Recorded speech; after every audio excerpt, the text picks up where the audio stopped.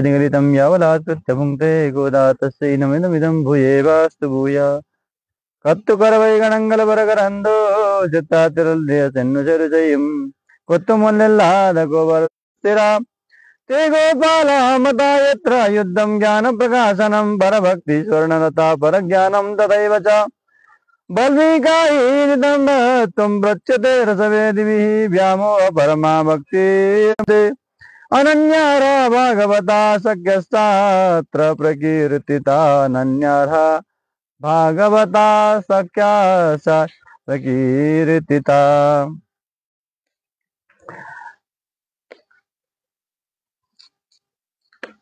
भगवती गोदाम्बाजीले भिन्न भिन्न पात्रलाई भिन्न भिन्न परिवेशलाई भिन्न भिन्न उदाहरण दिएर हामीलाई वेदान्तमा वेदान्त प्रतिपाद्य परब्रह्म परमात्मा भगवानलाई सिकाउँदै हुनुहुन्छ, बताउन खोज्दै हुनुहुन्छ। त्यही क्रममा हामी आज 11औं दिनमा आइपुगेका छौँ। आज 11औं दिनमा आएका छौँ। आज साना गाई भएका सानो उमेरका गाईले पनि धेरै दुध दिन्छन्।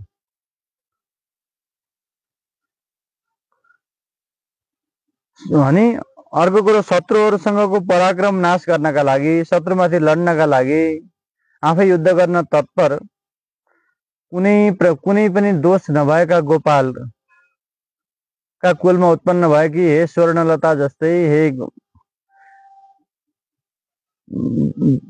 उसको सर्पको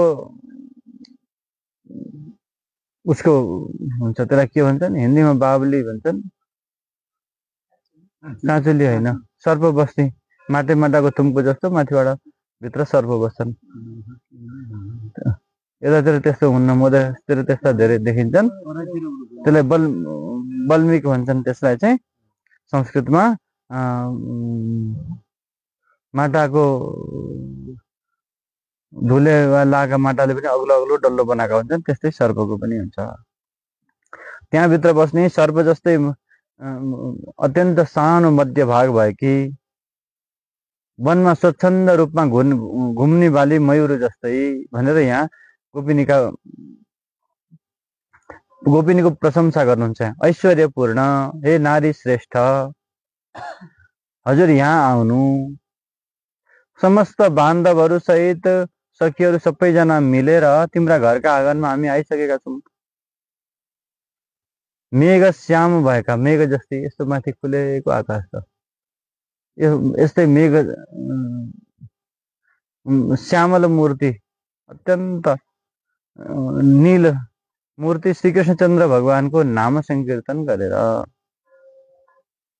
गर्दैछौँ हामीले।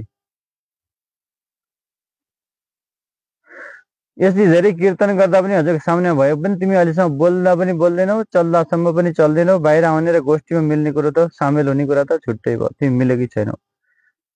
तिम्रो निदा यदि हुँदा पनि तिमी निदाउन सक्ने तिम्रो सामर्थ्य के हो त, किन निदाएकै छौ, त्यो कुरा हामीले जान्न सकेका छैनौँ भनेर सोध्नुहुन्छ। अब यहाँनिर भगवती गोदाम्बाजीले आजसम्म हामी 11औं दिन भयो, सबभन्दा धेरै पहिलो दिन उहाँले नाम संकीर्तन भनेर भन्नु भएन, दोस्रो दिन नाम संकीर्तन गर्नुभयो, तेस्रो दिन नाम संकीर्तन गर्नुभयो, चौथो दिन मेघलाई आदेश दिनुभयो, पाँचौं दिन नाम संकीर्तन, छैठौं, सातौं, आठौं गरेर प्रत्येक दिन समग्र उसका भित्र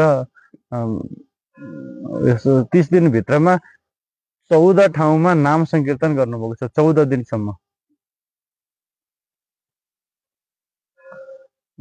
मानव धनुर्मास चाहिँ नाम संकीर्तनकै लागि मात्रै। गोदाम्बाजीको उद्देश्य के छ त भन्दा नाम संकीर्तन, नाम जप, नाम स्मरण, भगवानको लीलाको गान, यही कुरामै जोड दिनुभएको छ। नाम संकीर्तन पनि कस्तो त भन्दा सामूहिक नाम संकीर्तन, एकान्तमा एक्लै गरेको नाम संकीर्तन भन्दा पनि सामूहिक नाम संकीर्तनकै अभ्यास गराउनु भएको छ।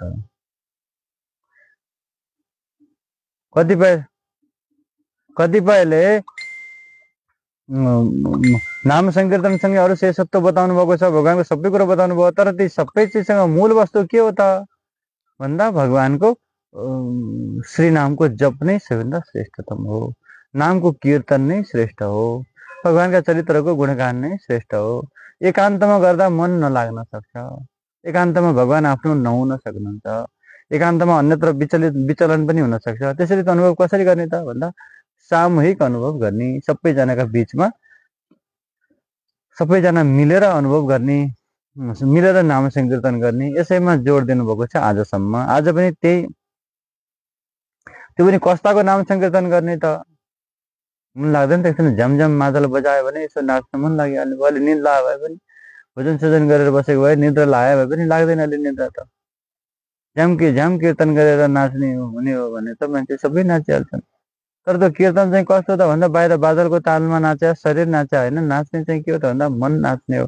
कसको कीर्तन गरेर नाच्ने हो त भन्दा मेघश्याम मैलवण्डन पेरपाड मेघश्यामल मूर्ति श्रीकृष्ण चन्द्र भगवानको नाम संकीर्तन गर्दैछौँ हामीले।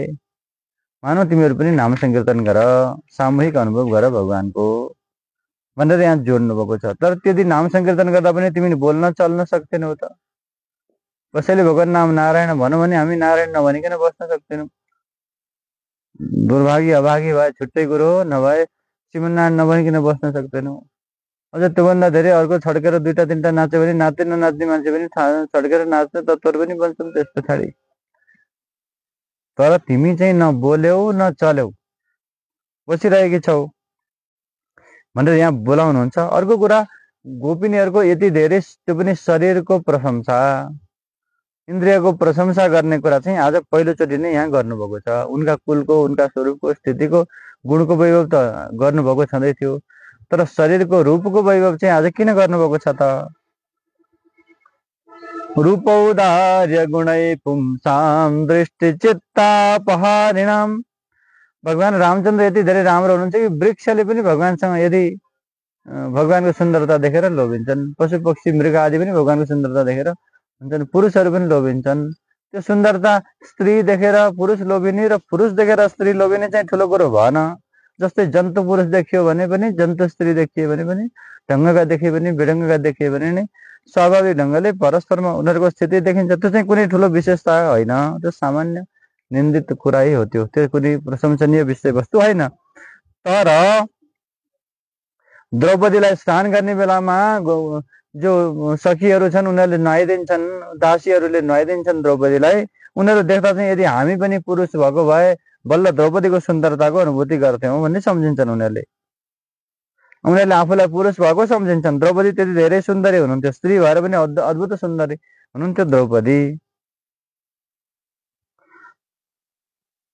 अब अर्को कुरा, श्री सरगौ स्वामीजी, श्री परकाल स्वामीजी र श्री भट्टनाथ स्वामीजी, यहाँहरू दिव्यसूर्यहरू चाहिँ आफूलाई स्त्री मान्नुहुन्छ।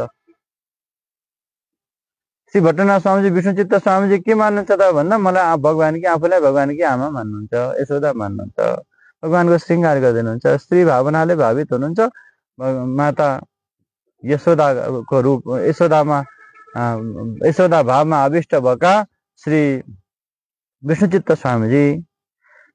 सरगौ स्वामीजी के गर्नुहुन्छ त भन्दा सरगौ स्वामीजी त आफूलाई स्त्री मान्नुहुन्छ, प्रेमिका मान्नुहुन्छ, नायिका मान्नुहुन्छ, भगवानलाई प्रेमी मान्नुहुन्छ, पुरुष मान्नुहुन्छ, नायक मान्नुहुन्छ। भगवानले मलाई स्वीकार गर्नु भएन, भगवानले मलाई लिनु भएन, भगवानले मलाई खोज्नु भएन, म हजुरको सबैलाई भनिदिएर बेइज्जत गराइदिन्छु भन्नुहुन्छ भगवान। यदि हजुरले मलाई स्वीकार गर्नु भएन भने, हजुरले मलाई पत्नीत्व स्वीकार गर्नु भएन भने, मलाई पत्नी मान्नु भएन भने, मैले एकलौटी हजुरलाई पति मात्रै मानेकी छु, हजुरले मान्नु भएन भने मैले हजुरको बेइज्जत गराइदिन्छु भन्नुहुन्छ। त्यस्तै परकाल स्वामीजीको पनि त्यस्तै अवस्था छ। यहाँले मान्नुभएको छ,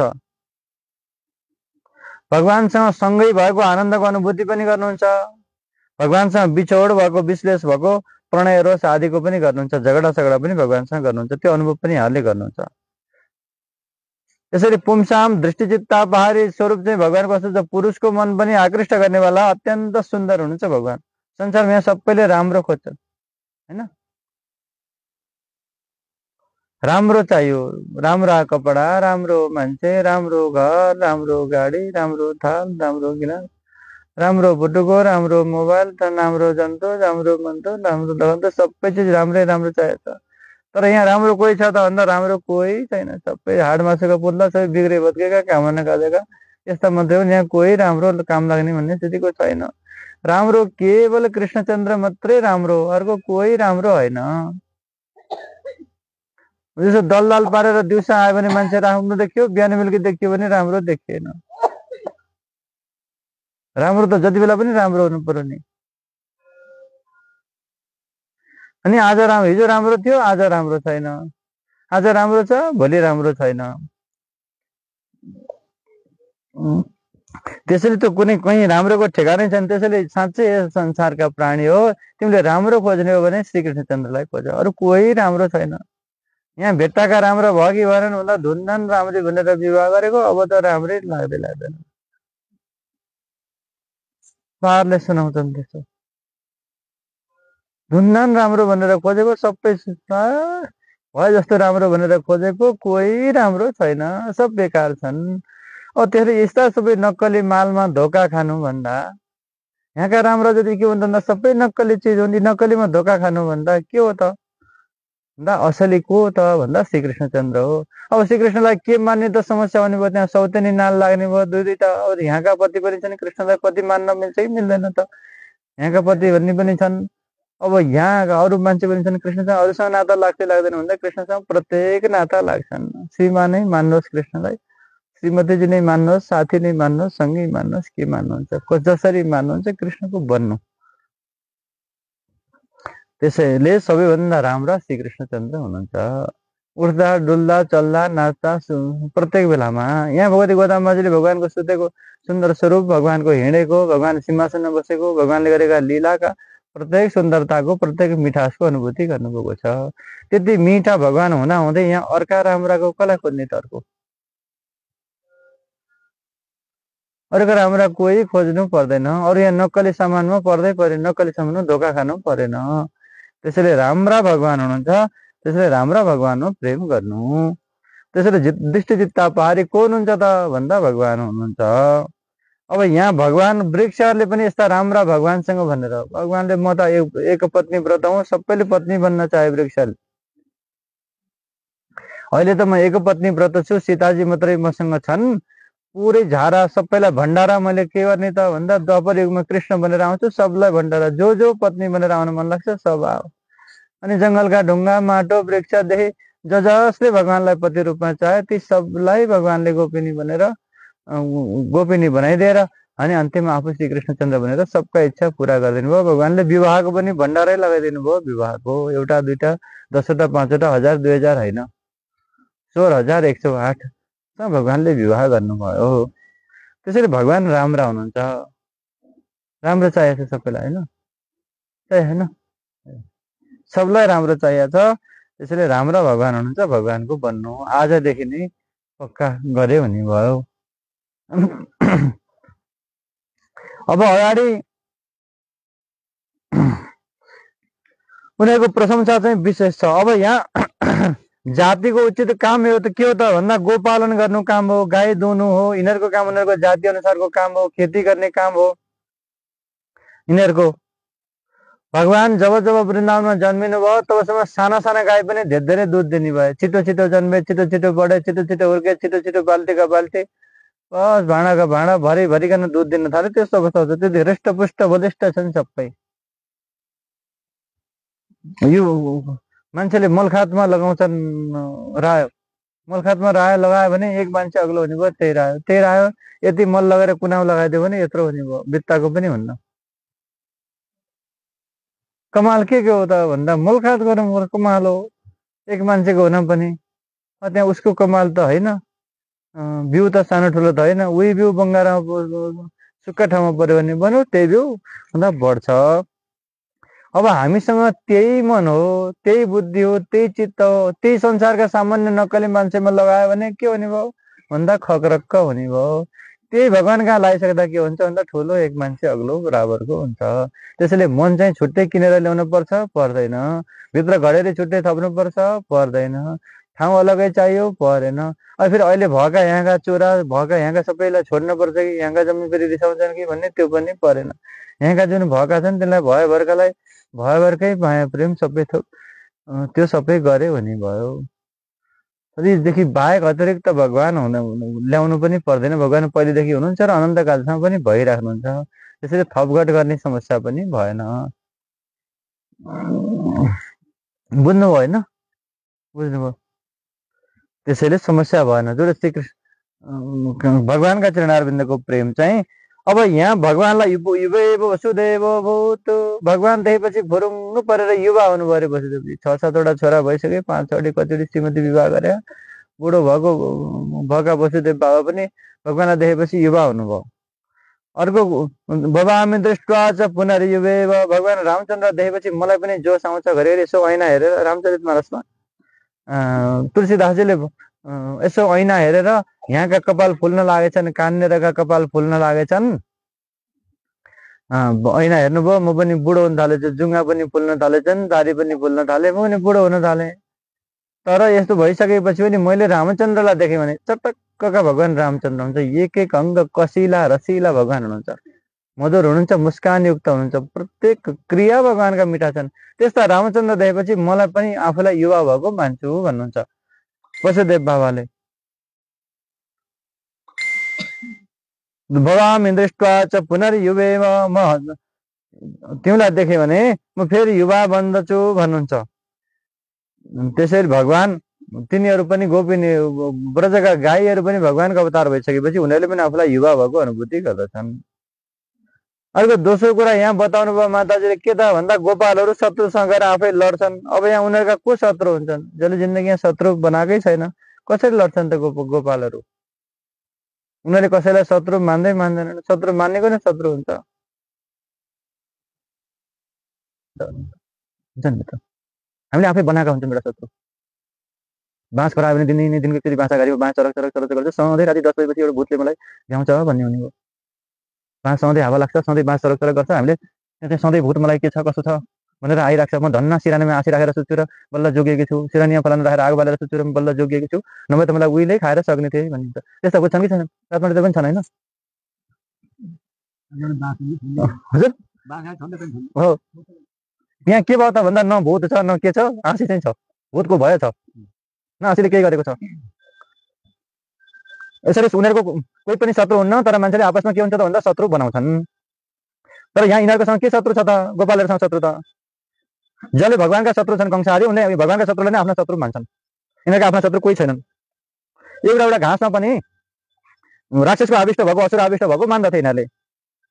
तर सात्विक प्रवृत्ति भएका, कसैलाई पनि शत्रु नमान्ने, कसैलाई पनि दुश्मन नमान्ने, सबैलाई सज्जन मान्ने गोपालहरूका शत्रु थिएनन्। ती शत्रु भए कस्तो शत्रु भन्दा शत्रुघ्न हो, नित्य शत्रुघ्न, जो आफ्ना भित्र भएका शत्रु हुन्। शत्रु चाहिँ कहाँ छन् त भन्दा अब त बाँसका रूपमा शत्रु छैन। शत्रु कहाँ छ? भित्र छ शत्रु। अब त भित्रको शत्रु आँसी सिरानीमा राख्यो भने भाग्छ त?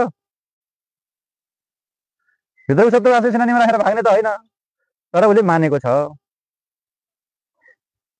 तर नित्य शत्रु जुन भित्रका काम क्रोध लोभ आदि जुन शत्रु हुन् तिनी नै उसका मुख्य शत्रु हुन्, तर उसले निचे नचिनेर अर्कालाई शत्रु मान्दछ। अब यहाँ यिनीहरूले पनि भगवानका शत्रुलाई नै शत्रु मान्छन् र भगवानका माथि आएको आपत्तिलाई नै आफ्नो आपत्ति मान्छन्। भगवानको रक्षा नै आफ्नो रक्षा मान्दछन् यिनीहरूले। त्यसैले कसो जस्तै कपट युद्ध छोडेर धर्मयुद्ध यिनीहरूले गर्दछन्। पुत्र बल हुल भनेर सर्पको कम्मर जस्तै सानो कम्मर भयो कि भनेर, अथवा स्वच्छन्द मयूर घुम्ने जस्तै मयूर जस्तै सुन्दर केश सुन्दर भयो कि आदि गरेर गोपिनीहरूको सुन्दरता बताउनुहुन्छ। यो पनि स्वाभाविक गोपिनीहरूका भित्र तिनी सुन्दरता छँदैछन्। गोपिनीहरू राम्रा छन्। कारण के त भन्दा त्यो राम्राका पछाडि लागेका छन् तिनी राम्रा हुन्छन्। चन्दनका काठमा अरू सिमलका काठको दाउराको बाक्साभित्र सिमलका दाउरा राख्दियो भने पनि अलि दिनसँगै राख्यो भने चन्दनै हुन्छन्। त्यो पनि चन्दन जस्तै सुगन्ध हुन्छ तिनीको भित्र, चन्दन जस्तै हुन्छन्। दुर्जनहरूका बिचमा सज्जन राख्यो भने अलि दिनमा दुर्जन पनि सज्जन बन्दछ। त्यस्तै यिनीहरूका गोपिनीका भित्र भगवान हुनुहुन्छ। यिनीहरूले राम्रालाई भित्र राख्यो भने यिनीहरू पनि स्वाभाविक ढङ्गले राम्रा हुन्छन्। मान्छे मिठोसँग खिर चटनी के खान मिल्ने हो, मिठोसँग खाएर आएको मान्छे राम्रो देखिन्छ होइन? थोरै मिलेको होस्, पत्ता चिसो मिलेको होस्, अनि भने जस्तो मिठो पनि नहोस्, अलमल्ल होस्, पेट नभरेको होस्, के भने भन्दा त्यो दिन कथामा मन लाग्दैन। चढ पुजारीसँग हो कि तिनी मान्छे रिस उठ्ने हो कि सँगै हिँड्ने अर्कासँग रिस उठ्ने हो कि उठिराख्छ, दिनभरि रिस उठिराख्छ, अनि मुख पनि राम्रो हुन्न। भित्र मिठो खाएको भए बल्ल मुख राम्रो हुने भयो त भन्दा भित्र मिठा भगवानलाई भित्र राखेका हुनाले के हुन्छ त? मिठा भगवानलाई भित्र राखेका हुनाले गोपिनीहरूको स्वाभाविक ढङ्गले बाहिर पनि राम्रा छन्। राम्रा भगवान भित्र भएको हुनाले गोपिनीहरू पनि सहज ढङ्गले राम्रा छन्। अब यहाँ गोपिनीहरू विशेष कृपा कटाक्ष प्राप्त गरेकी जो गोपिनी छन् कसै कसैलाई माध्यम बनाएर गोपिनीलाई उठाउने यहाँहरू हिँड्नु भएको। अब भगवानको नाम संकीर्तन गरेर प्रार्थना गर्दैछन् भित्र बसेकी गोपिनीलाई कि हजुर बाहिर आउनु, हाम्रो गोष्ठीमा सामेल हुनु भनेर यिनीहरूले प्रार्थना गरे। अब भगवानलाई मेघ वर्ण, मेघ जस्तै सुन्दर वर्ण भएका भनेर भगवानलाई वर्ण, त्यस्तो भगवानको हामीले भजन गर्ने हो। हे मोर वर्णी, हे मयूर जस्तै स्वरूप भएकी तिमी चाहिँ आऊ। मेघ गर्ज्यो भने मयूर नाच्छन्, आकाशमा मेघ गर्जिँदाखेरि मयूर खुसी भएर नाच्छन्। त्यस्तै मेघ जस्तै श्रीकृष्णचन्द्रको गुणगान गर्दैछौँ, तिमी मयूर जस्तै छौ त तिमी आऊ न त भगवानका गुणगान सुन्नका लागि, भगवानका चरित्र सुन्नका लागि, भगवानको नाम संकीर्तन गर्नका लागि, मेघ श्यामला मूर्ति श्रीकृष्णचन्द्रलाई देख्नका लागि तिमी पनि आऊ। तर तिमीले यस्तो भगवान मिठा भगवानको नाम सुन्ने बेलासम्म पनि तिमी खुसी भएकी छैनौ। मान्छेले भोजन जरम मिठो भोजन मिलेको होस्, मालपुवा मिलेको होस्, चरम चरम चबाउँदै गर्दाखेरि घिउ पनि धेरै लागेको, चिनी पनि धेरै लागेको, मिठो चबाइराखेको होस्, त्यति बेला कुनै मन परेको मान्छेको कुरा केही सुन्नु पर्यो भने मान्छेले चबाउन छोडेर सुन्छ। यहाँ अब मानौँ त्यो मान्छे चाहिँ के रहेछ त भन्दा मालपुवा भन्दा पनि मिठो रहेछ त्यो मान्छे, चबाउन छोडेर सुन्छौँ कि सुन्दैनौँ हामीले? हो। अब त्यो यसरी अब स्वाभाविक ढङ्गले अब त्यो मिठो भन्दा पनि मिठो के त भन्दा प्रिय भगवान अत्यन्त प्यारा भगवान हुन्छ। ती भगवान भइसक्दाखेरि पनि तिमी चाहिँ तिनी भगवानका साथ राम्रा नाम संकीर्तन भगवानलाई सुनेर पनि तिमी नबोलिकन नचलिकन बस्न सक्यौ त? तिम्रो भित्र कस्तो स्थिति रहेछ त तिम्रो? तिमी त उठेर आएर नाच्नुपर्ने, गोष्ठीमा सामेल हुनुपर्ने हो नि त भनेर यिनीहरूले गोपिनी गोदाम माझीले भित्रकी गोपिनीलाई भन्नुहुन्छ।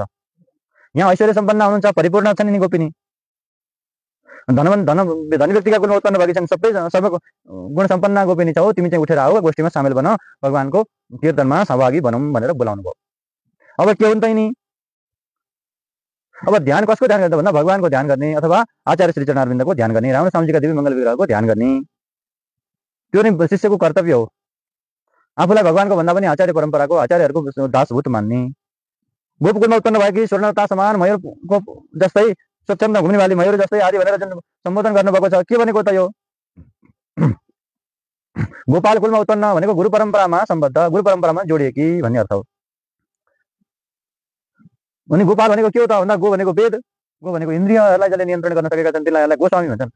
गाई पालन गर्ने, वेदको रक्षा गर्ने, वेदको बताएको बाटोबाट हिँड्ने कुल नै गोपकुल हो। अब यहाँ लता जस्तै भनेर स्वर्ण लता जस्तै भनेर भन्नुहुन्छ, लहरो चाहिँ बिना वृक्ष लहरो हरिँदैन। भक्ति पनि कहीँ न कहीँ आश्रित भक्ति हुनुपर्छ, एउटा निश्चित परम्परामा, एउटा मन्त्रमा, एउटा इष्टमा, एउटा उपासना हुनुपर्छ, एउटा मन्त्र, एउटा गुरु परम्परा त्यसमा निर्धारित हुनुपर्दछ। त्यसैले लता जसरी वृक्षको आड नभइकन लहरो रहन सक्दैन, वृक्षमाथि चढेपछि मात्रै हरिन सक्छ, त्यस्तै आश्रय पनि प्रपन्नजना व्यक्ति पनि स्वतन्त्र हुन सक्दैनन्। हिजो बेलुकाको रामायणमा मैले सुनेको थिएँ, हिजो बेलुकाको बेला मान्छे हुनुहुन्न, कसै न कसैलाई चाहिँ आफ्नो मान्य श्रेष्ठ ऊ मान्नुपर्छ, जसका आधारमा म बाँचेको छु भन्ने कुरा उसले मान्नुपर्छ। त्यसैले आचार्य भनेका वृक्ष हुन्, त्यसमा पनि स्वर्णलता भनेको के त भन्दा शिष्य हुन्। आचार्य सार्वभौम जसरी ज्ञान भक्ति र वैराग्य नामक तीनटा गुण चाहिँ आचार्यमा मुख्य हुन्छन्। अब यहाँ बिचमा ज्ञान र वैराग्य ठुला ठुला छन्, भक्ति चाहिँ सानो छ, मध्यम भाग सानो भएको भन्ने अर्थ पनि यसैलाई जान सकिन्छ। अर्को कुरो आचार्य र ब्राह्मण स्वामीजी र मयूरमा पनि सादृश्य बताउनुहुन्छ। यहाँ जहाँ मयूर बस्छ त्यहाँ सर्प आदि दुष्ट जनावरहरू बस्दैनन्। त्यसैले जहाँ परम भक्त भगवानका भक्तहरू बस्छन्, जहाँ ज्ञानी पुरुषहरू बस्छन्, त्यहाँ व्याधि, अकाल, तस्कर, दुर्भिक्ष आदि नराम्रा कुरा रहन्छन्, अज्ञान त्यहाँ रहँदैन। न तत्र सञ्चरिष्यन्ते व्याधि दुर्भिक्ष तस्कराः, त्यहाँ चाहिँ व्याधि दुर्भिक्ष र तस्करहरू त्यहाँ बस्दैनन्। धेरै खुसी भयो भने आकाशबाट मेघ गर्ज्यो र खुसी भयो भने मयूर नाच्न थाल्छ, बखेट उसका मयूरका पाख खोलेर नाच्न थाल्दछ, सुन्दर नृत्य गर्दछ। त्यस्तै ज्ञान र वैभवको गरेर भगवानलाई देखिसके पछाडि आचार्य पनि अत्यन्त प्रसन्न हुनुहुन्छ। कसैले मयूरको पुच्छर मागेर मात्रै अथवा चाहेर मात्रै मयूरको पुच्छर मान्छेले लिन सक्दैनन्, धेरै मेहनत गरेर मात्रै मयूरको पुच्छर प्राप्त हुन सक्छ। त्यसैले गुरुबाट ज्ञान पनि तद्विद्धि प्रणिपातेन परिप्रश्नेन सेवया उपदेक्षन्ति ते ज्ञानम ज्ञानिनः तत्त्वदर्शिनः, तत्त्वदर्शी आचार्य पुरुषहरूसँग ज्ञान भक्ति गरेर पछाडि लागेर धेरै मेहनत गरे भने मात्रै ज्ञान प्राप्त गर्न सकिन्छ। भगवानको आवरणको रूपमा गहनाको रूपमा मयूर पिच्छालाई सजाउन सकिन्छ, त्यस्तै आचार्यलाई पनि भगवानले गहनाको रूपमा भगवानले स्वीकार गर्नुभएको छ। मेघ देख्यो भने मयूर अत्यन्त प्रसन्न हुन्छ, त्यसै मेघ श्यामला मूर्ति श्रीकृष्णचन्द्र देखेर पनि आचार्य पुरुषहरू अत्यन्त प्रसन्न हुनुहुन्छ, भगवानका भक्तहरू अत्यन्त खुसी रहन्छन् आदि यहाँ सादृश्य बताउनु भयो। उनीहरू दुध दुहुन्छन् गोपालहरूले, दुनी के हो त गोपालहरूले दुनी भन्दा शास्त्रको सार निकालेर सबैलाई बाँड्ने काम गर्दछन्। तिनी राम्रो स्वामीले अनेकौँ गुरुहरूबाट ज्ञान जम्मा पारेर अनेकौँ शास्त्रका माध्यमबाट अनेकौँ शिष्यहरूका माध्यमबाट हामीसम्म पनि त्यो ज्ञान प्रदान गर्नुभएको छ। अब यहाँ कत्तु करवै गडङ्गल भनेर जो मूल गाथामा भगवती गोदामले जुन कत्तु करवै गडङ्गल भनेर बताउनु भयो, बाछा जस्तै साना गाई दुनी भनेर यहाँ भन्नुभएको छ। क्षणशः कणशश्चैव विद्यामर्थं च चिन्तयेत् क्षणत्यागे कुतो विद्या कणत्यागे कुतो धनम। एक एक क्षण मात्रै पनि विद्या एक एक क्षण एक एक पल पनि बिना नरिकन विद्या आर्जन गर्न र सम्पत्ति कमाउनका लागि चाहिँ निरन्तर प्रयत्न गर्नु, सम्पत्ति कमाउन पनि नछोड्नु, पढ्न पनि नछोड्नु। एक एक क्षण एक एक पल भए पनि फिटिक्क दोकान सोकान बन्द चाहिँ गर्न भएन, खुला राखी गर्न भए पनि थोरै थोरै भए पनि कमाउनु पर्यो। यो चाहिँ नीतिले त्यही भन्छ, क्षणशः कणशश्चैव विद्याम अर्थं च चिन्तयेत्। एक एक क्षण मात्रै भयो भने विद्या र सम्पत्ति आर्जन गर्नका लागि चाहिँ क्षण त्यागे कुतो विद्या, एक क्षण मात्रै छोड्यो भने कताबाट विद्या आर्जन गर्ने, एकछिन त पनि मैले एकछिन बरु सुतेर पढ्छु भन्ने मान्छेले पढ्दैन। कण त्यागे कुतो धर्म, 1 रुपैयाँ मात्रै त छोडिदिउँ भनेर भनौँ भने त्यसरी जम्मा पारो भने त्यसबाट कमाउन पनि सकिन्न। कमाउने वालाले 1 रुपैयाँ पनि नछोड्नु र पढ्ने वालाले एक क्षण पनि नछोडिकन पढ्नु भनेर नीतिले बताउँछ। क्षणशः कणशश्चैव विद्यामर्थं च साधयेत् क्षण त्यागे कुतो विद्या कण त्यागे कुतो धनम। त्यसैले गाई प्रत्येकलाई साना साना गाईलाई पनि प्रत्येकलाई दुहुने भनेको के हो त भन्दा वेदान्तका अर्थ छन्, जसका प्रतिपाद्य भगवान हुनुहुन्छ उहाँलाई नछोडिकन समग्र रूपमा भगवानको हिँगरी गर्नु, शास्त्रको सार निकाल्नु, उपदेश गर्नु, मान्छेलाई ज्ञानी बनाउनु, भगवानसँग जोड्नु आदि तमाम कामहरू आचार्य पुरुषहरूका हुन्छन्। अनभ्यासै विषम शास्त्रम, अभ्यास भएन भने शास्त्र के हुन्छ भन्दा नजाने नपढे के हुन्छ भन्दा विष हुन्छ। अब सम्पत्ति के हुन्छ त, सम्पत्ति पनि आर्जन गरेन भने दुर्दशा हुने सम्पन्न अरू मान्छेसँगका अवस्थामा पुग्न सकिँदैन। त्यसैले शास्त्रको पनि अभ्यास गर्नु, ईश्वरको भजन गर्नु, ईश्वरलाई छोडेर नबाँच्नु। अब यहाँ सामान्य शत्रुसँग शत्रुसँग र लड्नेवाला गोपाल भनेर भन्नुभयो, कोसँग आचार्यका पुरुषका को हुन सक्छन् त भन्दा शत्रु भनेका को हुन् त भन्दा नास्तिक शत्रु हुन्, ईश्वर विमुखता शत्रु हो। उसँग भएका काम क्रोध आदि के हुन्, तिनी शत्रु हुन्। तिनलाई चाहिँ सानालाई पनि आज आलस्य गर्यो भने छुट्यो, आज भगवानको सेवा गर्न छुट्यो, आज मन्त्र जप गर्न छुट्यो, आज भगवानको नजिक हुन छुट्यो भन्यो भने एकै दिनमा पनि जसरी सम्पत्ति कमाउने मान्छेले 1 रुपैयाँ पनि छोड्न भएन। गुरु हामीले त ठुलियामा सानियामा दिदी बहिनी त्यसले त्यो जम्मैसित घर आमासँग मात्रै नभखानु भन्न, अरूसित सबैसित नभखानु पर्छ भन्थे एकजना मान्छे सुनको व्यापारी थिए। तिनले सबैसित जर्ती सर्ती भन्यो भने दिदी भए पनि बहिनी होस् कि ज्वाइँ होस् कि सबैसँगबाट कमाउनु पर्छ। त्यस्तै भगवानको भजन पनि परमार्थमा पनि थोरै थोरै छोड्दै छोड्दै छोड्दै छोड्दै गयो भने सबै कुरा छोड्छन्। तर एक एक क्षण पनि भगवान नाम जप गर्ने, एक एक क्षण भए पनि शास्त्र चिन्तन गर्ने, एक एक क्षण भए पनि सत्संग गर्ने। जसरी कमाउने मान्छेले 1 रुपैयाँ छोड्नु भएन, जसरी पढ्ने मान्छेले एक एक पल छोड्नु भएन, त्यसै भजन गर्ने र परमार्थ प्राप्ति गर्ने मान्छेले पनि एक एक क्षण एक एक पल चाहिँ अब जापान गएर जम्मै मेसो मिलो मिलाएर नाति खलान्ती भएर अनि तिनलाई टुङ्गो लाएर नि बल्ल आएर गर्ने हो। टुङ्गो लाग्नुभन्दा पहिले आफ्नै टुङ्गो लाग्यो भने के हुन्छ। त्यसैले त्यो नछोडिकनै गर्नु, एक एक क्षण पनि खाली नराखिकन गर्नु। अब यहाँ वैदिक निरीश्वरवादी निर्गुणेश्वरवादी तमाम खालका हुन्छन्, तिनी नै दुर्वादी हुन्। तिनीहरूबाट भगवानको स्वरूपलाई, गुणलाई, वैभवलाई, ऐश्वर्यलाई, परम्परालाई रक्षा गर्ने काम चाहिँ आचार्यहरूको हो। अनि गएर नै शत्रुलाई जित्ने भनेको कुरो चाहिँ त्यही हो। अब शत्रु छन् कि छैनन् त, छन् कि छैन शत्रु, छैन हो। अब ती शत्रुलाई भित्र राखेर हुर्किन बढ्न दियो भने के हुने भयो त, तिनले बिगार्ने भए। विश्वामित्रले राम लक्ष्मणका हातबाट आफै मार्नु पर्थ्यो, मार्नु भएन, भगवानका हातबाट उहाँले मराउनु भयो। स्वभाव मारे हुङ्कार गर्यो भने मरिहाल्ने थियो, यत्रो हिँड्दै रहेर भगवानका हातबाट गराउनु भयो, आफूले गर्नु भएन। तिनी मारिच आदिलाई मार्न उहाँलाई केही गाह्रो थिएन। स्त्रीवाद, प्राणी हिंसा सबै पाप विश्वामित्रलाई लाग्थ्यो। अनि अर्को 10,000 वर्षसम्म गरेको तपस्या एकचोटि मारिच स्वभावलाई र ताडकालाई मार्दाखेरि त्यही सकिन्थ्यो त्यो पनि। अब अरूको हातबाट भगवानकै हातबाट गराइदिएपछि पाप लाए पनि भगवानलाई लाग्नु पर्यो। अब यसमा भगवान रामलाई के भयो त भन्दा उहाँले गुरुले मार भन्नुभयो, मार्नुभयो, उहाँलाई पनि दोष लागेन।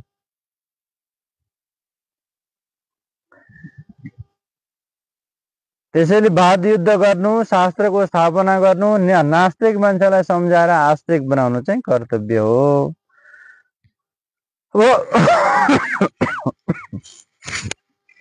सबैजना बन्धु तिम्रा सबै मान्छे यहाँ जम्मा भएका छन्, बाहिर हामी बाहिर बसिराखेका छौँ भनेर यहाँ नाता सम्बन्ध पनि जोड्नुहुन्छ। नाता सम्बन्ध के हो त भन्दा आचार्य मेरा सर्वविध बन्धु हुनुहुन्छ। आचार्यसँग सम्बन्धित जति पनि छन् ती नाता हुन्। भगवत सम्बन्धी जति छन्, जो आस्तिक छन्, जो भगवान कहाँ जान्छन्, ती सबै के हुन् भन्दा तिनी नाता हुन्। तर त्यो सम्बन्ध पनि रावण स्वामीजीका शिष्य गोविन्द स्वामीजी, दाशरथी स्वामीजी पनि देह सम्बन्धी हुनुहुन्थ्यो, शरीर सम्बन्धी नाता पनि उहाँहरूसँग थियो। कुरेश स्वामीजी, कुर्केश स्वामीजी पनि ज्ञान सम्बन्धी नाता थियो, त्यस्ता नाता पनि हुन्छन्। ती सबै हजुरका नातावाला मान्छे यहाँ छन् भनेको भगवानका भक्तहरू सबै जम्मा भएका छन् भन्ने अर्थ हो यहाँ। अनि तिमी किन बोल्ने चल्ने केही गर्दैनौ त, हामीले यत्रो धेरै गरिरहेको छौँ, किन नगरिकन बसेकी त भनेर भन्नुहुन्छ।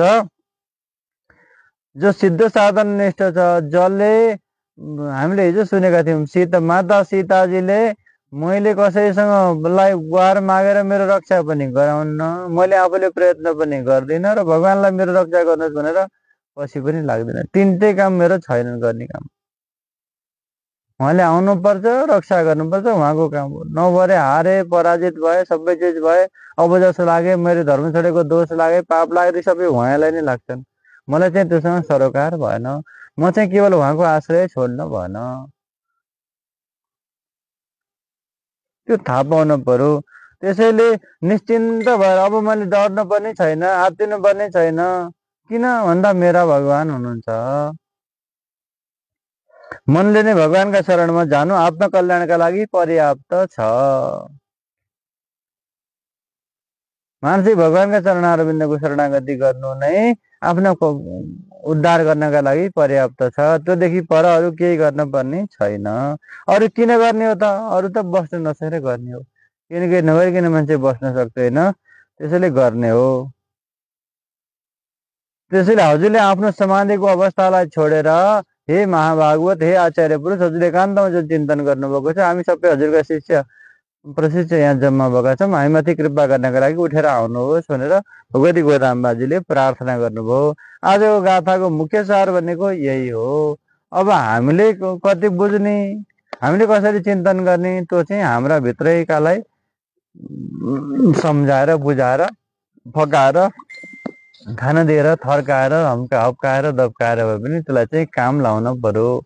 भगवानका नजिक बनाउने काम गर्न पर्यो। यो सरक्क मान्दैन, उकालो लाउन मान्दैन, नजिक भयो भने त्यसलाई चाहिँ धकेलेर भए पनि उकालो लाउन पर्यो। कहीँ केही बाहना बनाएर भए पनि कुनै न कुनै कारणले उकालो लगाउनु पर्छ। यसलाई यत्तिकै उकालो लाग्न मान्दैन। बाछा युक्त अनेक गाईहरू ती दुई सकी शत्रुको, सौर्य नाच्ने युद्ध भूमि बिचमा जाने सुयोद्धा ठुलो। यो गोपाल कुलीन स्वर्ण लतिका झै सुन्दरी छौ तिमी, बल्मीकान्त निवासी सर्वतनु झै राम्रो कति हे सखी। धेरै बाछा र गाईले युक्त भएका धेरै गाई, जसले दुध दही धेरै दिन सक्ने सामर्थ्यशाली भएका गाई छन्। अनेक शत्रुलाई जसले नाश गर्न सक्ने समर्थशाली गोपकुलमा उत्पन्न भएकी, गोपालका कुलमा उत्पन्न भएकी हे स्वर्णलता शब्द हे गोपिनी, तिमी अत्यन्त सुन्दरी छौ। बल्मिकमा बस्ने, धुलामा बस्ने जुन सर्प हो, त्यस्तै सर्प जस्तै राम्रो सुन्दर कटि प्रदेश भएकी हे सखी। स्वस्थानस्थ मयूर तुल्य छवि श्री सम्पन्न गोपालिका, सारा बन्धु सखी सबै मिलिजुली आएर हामी यहाँ गर्छौं मेघ समान कान्ति हरिको श्रीनाम संकीर्तन। अङ्गस्पन्द बिना अभाग भई अझै सुतिरहन्छौ किन।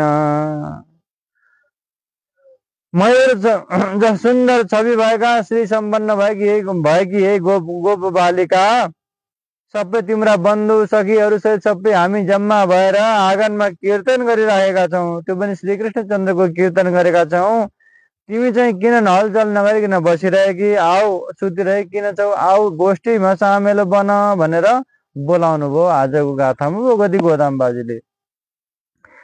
यसैलाई हाम्रो वैष्णव वंश जात जननी सम्मान्य हुन्छन् रति, छन् त्यसमा पनि शास्त्र तत्पर भने सम्झौं स्वयं श्रीहरि। आचार्य वंश परम्परा जस्तै गुरु परम्परा पनि श्रेष्ठतम परम्परा हो। अनि त्यसमा अरू जो वंश परम्परामा जुन छ कुल भनेर हामीले कुल आएन पुच्छौँ, गुरु परम्पराको जुन छ त्यो परम्पराका अन्तिमका सुमेरु पनि भगवान हुनुहुन्छ। कुल परम्पराका अन्तिम लक्ष्य पनि भगवान हुनुहुन्थ्यो।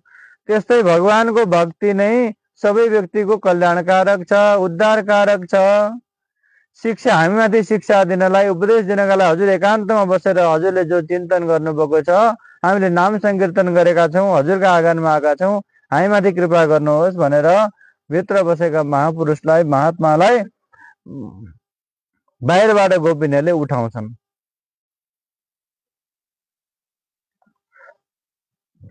श्री श्री देशिक देह रक्षण सधैँ शिष्यहरूको भर, आत्मोद्धार सदैव शिष्य जनको आचार्यको निर्भर। यस्ता सुक्ति जनाए जीव हितमा गोदा दिदीले आओ, गोपीका मुखबाट अमृत झरी दिव्यार्थ आज्ञा भयो। आचार्यले के गर्नु त भन्दा आफ्नो देह रक्षण आदिको चिन्ता गर्ने चिन्ता नगर्नु, शिष्यले मेरो आत्मकल्याण हुन्छ कि हुन्न भनेर चिन्ता नगर्नु भनेर श्री वचन भूषणमा श्रीमद् लोकाचार्य स्वामीजीले बताउनु भएको छ। त्यही हिसाबले हजुरको चिन्ता चाहिँ हामीले गर्छौं, हाम्रो चिन्ता हजुरको देहको चिन्ता हामीले गर्छौं, हाम्रो आत्मकल्याणको चिन्ता हजुरले गर्नु भनेर भन्नुपर्छ जान्ने मान्छेले। श्री रामानुज स्वामी मुकसित जो श्रीदेह आचार्यको रक्षक इङ्गित गर्नुभयो अनि सबै गोष्ठी पुरै जानुभयो। एउटा लाटो थियो, सधैँ मन्दिरमा आइराख्छ श्रीरङ्गममा। रामानुज स्वामीजी हुनुहुन्थ्यो भित्र कोठामा, सधैँ दिन नित्य आउने, साष्टाङ्ग प्रणाम गर्ने, बोल्न सक्ने सामर्थ्य थिएन। म यसो छु भनेर भन्दैन थियो। रामानुज स्वामीजीले भित्र एक दिन लगेर जानुभयो, कसैले चरणदेखि शिखा पर्यन्त स्वरूप देखाउनुहुन्छ। यहाँदेखि यहाँसम्मको यसरी चिन्तन बस अनि यसरी यही स्वरूपको चिन्तन गर, आँखा बन्द गर अनि यही स्वरूपको चिन्तन गर भनेर उपदेश दिनुहुन्छ। बाहिर कोरे स्वामीजी आदि राष्ट्रिय स्वामीजीले बाहिरबाट देखिराख्नु भएको थियो। भित्र हेर्दा के छ त भन्दा मुको जगाद भवतः फणिराज भावम। त्यो मान्छेले रामानुज स्वामीको चिन्तन गर्दा गर्दै अन्त्यमा त्यसको शरीर छुट्यो, मर्यो। मरिसकेपछि त्यसले श्वेतद्वीप जहाँ भगवान क्षीर सागरमा सुत्नु भएको थियो त्यहाँ पुगेर उहाँले देख्छ भगवान भुइँमा सुत्नु भएको छ। खै त शेषजी भन्दा शेषजी त पृथ्वीमा जानुभएको छ, रामानुजाचार्य भनेर अवतार लिएर जानुभएको छ। भनेपछि म फेरि यहाँ आएँ, त्यो बोल्ने भएर केही दिनपछि त्यो लाटो फेरि बोल्ने भएर आयो। यहाँ शेषजीको अवतार हुनुहुन्छ, यहाँ भगवान हुनुहुन्छ भनेर उसले चाहिँ पछाडि फैलायो भनेर कथा आउँछ। मुको जगाद भवतः फणिराज भावम रामानुजार्य चरणौ शरणम प्रपद्ये भनेर जुन त्यसले भाव बतायो। त्यसै गरेर उहाँले आफ्नो स्वरूपको चिन्तन गरेर भगवत चरणारविन्दको प्राप्ति खोलिदिनु भएको थियो। रामानुज स्वामीले सोध्नुभयो यही प्रश्न गोष्ठीपुरमा श्रीदेह वस्तु कुन कावेरी तटवर्ती यमुनाजीको श्रीकुर्म पीठै सम। यहाँनिर हामीले जान्न पर्ने कुरो के भने गोष्ठीपूर्ण स्वामीजीसँग रामानुज स्वामीजीले सोध्नुहुन्छ हामीले ध्यान गर्दा के को ध्यान गर्ने त। त्यति बेलै गोष्ठीपूर्ण स्वामीजीले भन्नुभयो कावेरी नदीका तटमा भर्खर सूर्य उदाएका छन्, सूर्य उदाउँदैछन्। पूर्वतर्फ फर्केर हातमा चट्ट त्रिदण्ड समात्नु भएको छ, हातमा अगाडि हातमा जल छ, पछाडिपट्टि उभिँदाखेरि कछुवाको जस्तै गजबको ठुलो मोटो हुनुहुन्थ्यो यमुनाचार्य स्वामीजी। कछुवाको जस्तै सुन्दर पीठ भएका यमुनाचार्य स्वामीजी सन्ध्या वन्दन गर्दै हुनुहुन्छ। ठिक्क यमुनाचार्य स्वामीजीका शिरका पछाडिपट्टि चम्किला तेजस्वी सूर्य हुनुहुन्छ, सामनेमा कावेरी नदी छन्, हातमा सुन्दर त्रिदण्ड छ। शीर्षमाथिको त्रिदण्ड चाहिँ यता छ, पछाडिबाट उभिँदाखेरि जुन स्वरूप यमुनाचार्य स्वामीजीको जुन दिव्य मङ्गल विग्रह पछाडिको पीठ जुन देखिन्छ, के ध्यान गर्ने त भन्दा सबै छोडेर त्यही स्वरूपको चिन्तन गर्नु। त्यहाँ भगवान सूर्य नारायण पनि हुनुहुन्छ, कली दोष नाश गर्नका लागि त्रिदण्ड पनि साथमा छ। अनि पछाडि कावेरी नदी भगवानको चरणबाट प्रकट भएकी कावेरी नदी, सामनेमा जलको उच्चै पृष्ठभूमिमा कावेरी नदी छन्। त्यही स्वरूपको चिन्तन गर, त्यसैमा ध्येय ध्याता ध्येय उपाय उपेय सबै थोक तिम्रो लागि चाहिँ त्यही हो, त्यही स्वरूपको चिन्तन गर भनेर उपदेश दिनुभएको थियो।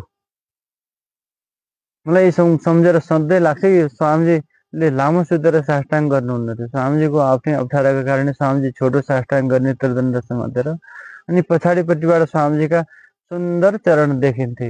अहिलेसम्म पनि मैले छोटो साष्टाङ्ग गर्ने बेला नि अरू बेला नसम्झ्यो भने नि छोटो साष्टाङ्ग गरेको बेला त्यस्तै स्वामीजीको हातमा ठ्याक्क त्रिदण्ड, उठेको त्रिदण्ड अनि अगाडिपट्टि साष्टाङ्ग गरेको त्यही स्वरूप सम्झिन्छ। अहिले पनि त्यही चिन्तन हुन्छ। एक कथाले मलाई त्यो पनि सम्झाउँछ घरिघरि। त्यस्तो स्वरूपको चाहिँ चिन्तन गर्नु। यही नै भावत बोल्छ स्वर्ण लतिके आचार्य सम्बोधन, धेरै गाई समान देशिक सुधा पिएर सम्झाउने, वाणी गतिका विधायक भए गोपाल आचार्य श्री, उनकै वंश जहे उठौं शरणमा आयौं जगत का गुरु। गोपाल भनेका के हुन् त भन्दा आचार्य हुनुहुन्छ। उहाँले दुने दुध भनेको के हो त भन्दा शास्त्रको सार हो, प्रपत्ति नै दुध हो। प्रशस्त दूध दुहेर सबैको कल्याण गर्न सक्ने सामर्थ्य उहाँमा छ। गाई मानि चतुर्दशी भुवन जय आचार्य विद्यामय। गाई भनेका के हुन् त भन्दा 14 प्रकारका शास्त्र हुन्। 14 लोक गाईमा छन्, 14 प्रकार शास्त्र पनि गाईमा छन्। विद्यामय आचार्य हुनुहुन्छ। गाई दोहन शास्त्र सार लिनु हो। गाई दुहुनु भनेको के हो त भन्दा शास्त्रको सार लिनु हो। धेरैजना आचार्यका माध्यमबाट शास्त्र पढेर जुन उपदेश दिनुहुन्छ। मात्सरी आदि अनेक शत्रुगण छन्, किम्बा विपक्षी जन। ती स्वाधीन गरौँ सधैँ सुमतिले श्रीकृष्णको सेवन। अब शत्रु भनेका के हुन् त भन्दा मात्सर्य हुन्। उसको घर ठुलो भयो, मेरो भएन। उसको छोरो जापान गयो, मेरो छोरो सानो देशाङ गयो। उसको फलानु भयो, फलानीको फलानु भयो, फलानीको फलानु भयो, मेरो फलानु भएन। यसो भन्ने नै सबै मात्सर्य दोष हुन्। अर्काको रिस जलन, उसको यस्तो राम्रो साडी भयो, मेरो भएन। उसको राम्रो गाडी भयो, मेरो भएन। उसको राम्रो माडी भयो, मेरो भएन। उसको राम्रो नाडी भयो, मेरो भएन। यी भरका अर्काका जम्मै चिजले सताएको सताइ गर्छ। बिहानदेखि बेलुकासम्म, दिउँसो पनि, सुतेका बेलामा पनि, स्वप्नमा पनि त्यही देखिन्छ। ऊ राम्रो साडी लाएर गयो कि म चाहिँ राम्रो साडी लाएर नगयो कि। उसले राम्रो राम्रो गरेको, मैले नगरेको। यिनले राति पनि छोड्दैन, दिउँसो पनि छोड्दैन, खाँदा पनि छोड्दैन, सुत्दा पनि छोड्दैन। माइत गए छोड्छ कि भनौँ झन् ठुलो बलियो भएर आउँछ। घर आउँदा छोड्छ कि छोडो, मन्दिर आउँदा पनि छोड्दैन। यी चाहिँ सबैभन्दा ठुला शत्रु हुन्। यी चाहिँ पहिला आइहाल्यो भने, घरिघरि सोचायो भने, एक छर्कन पहिला आफ्नै गालामा लगायो भने अनि त्यसपछि अनि बल हुन्छ। त्यसरी रन्किनी गरेर दिएपछि नि भोलिपल्टदेखि चाहिँ अनि बल्ल त्यसले भने सम्झिन्न त्यो सबै कुरो।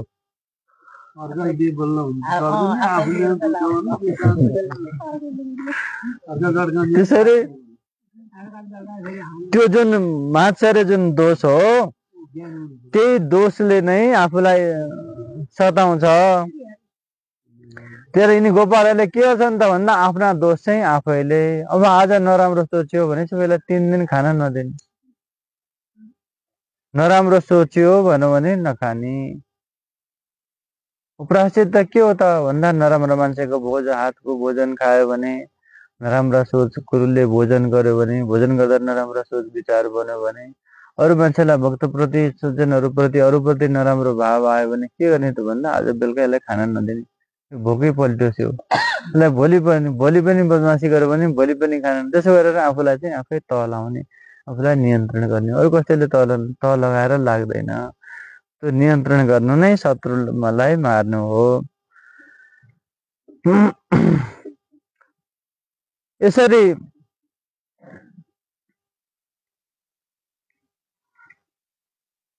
मात्सर्य आदि अनेक शत्रुगण छन्, किम्बा विपक्षी जन। विपक्षी शत्रु भनेका यिनै हुन्, अरू को विपक्षी हुन्छन्, अरू कोही छन्।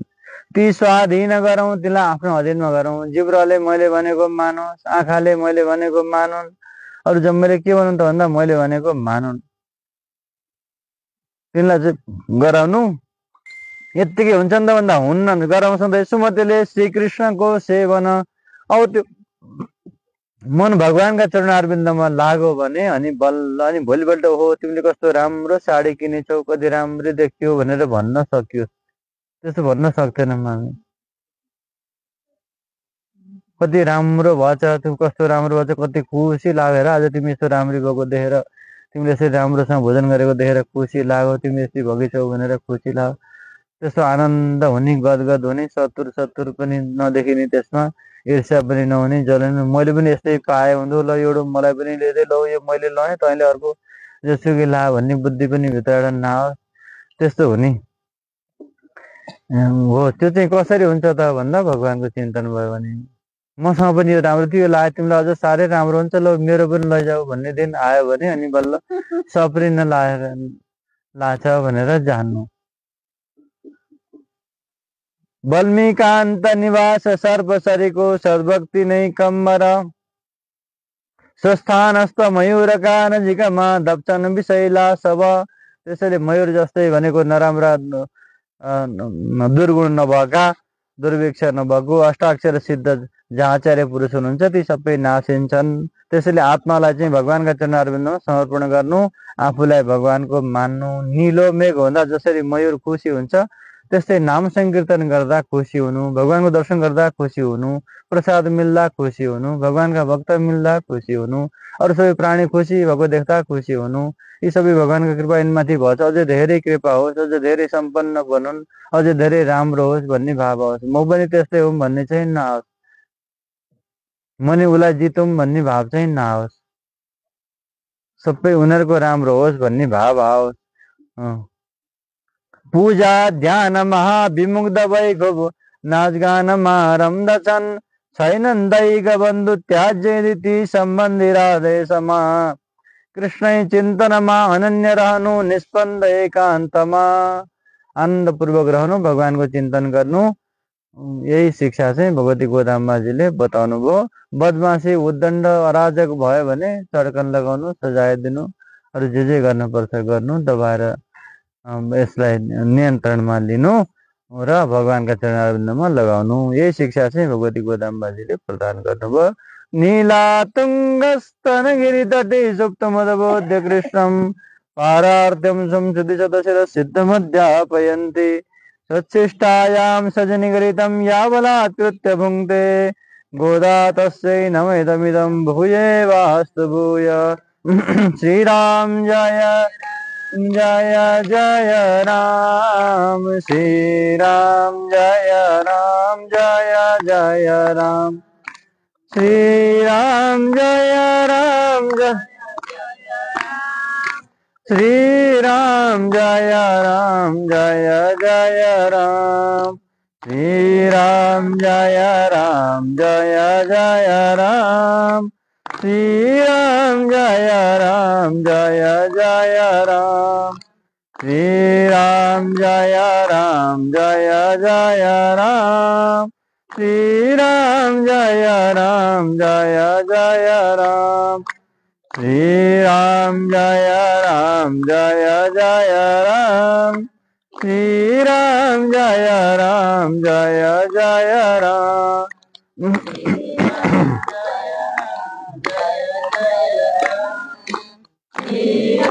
जय राम जय जय राम, श्रीराम जय राम जय, श्रीराम जय राम जय जय राम, श्रीराम जय राम जय जय